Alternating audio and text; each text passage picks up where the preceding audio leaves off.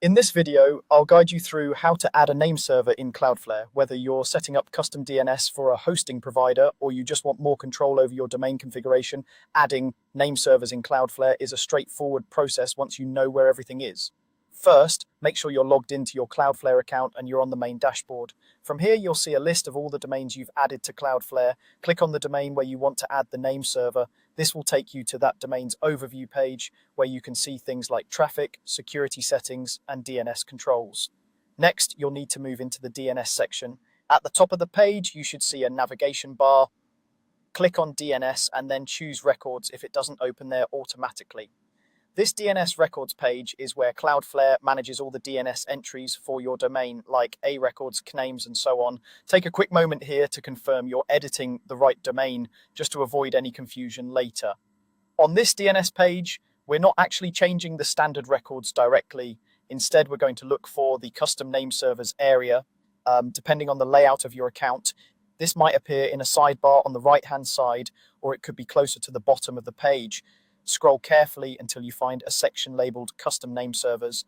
It might look like a card or a panel with a short description and a button. Once you've found the Custom Name Servers card, click the Configure button. This will open up a configuration window or panel where you can define the host names you want to use as your name servers. This is where you add the actual names you'll give to your name servers, usually as subdomains of your main domain. In the host name fields, type in the subdomains you want to use. A common setup is to use something like ns1 and ns2, which would become ns1yourdomain.com and ns2yourdomain.com. These are just examples, but they follow a widely used naming convention and help keep things clear and recognizable. Type ns1 in the first field and ns2 in the second field, or whatever naming pattern your provider or your own setup requires. As you enter these host names, double-check the spelling and make sure you're not adding any extra dots or spaces. Even a small typo in a name server can cause DNS issues that are hard to track down later. If your hosting provider has given you specific labels to use, copy them carefully into these fields. When you're satisfied with the host names you've entered, go ahead and save your changes. Look for a Save or Apply button in the configuration panel and click it. Cloudflare will process the update and add those custom name server host names for your domain. After saving, it can take a bit of time for DNS changes to propagate across the internet.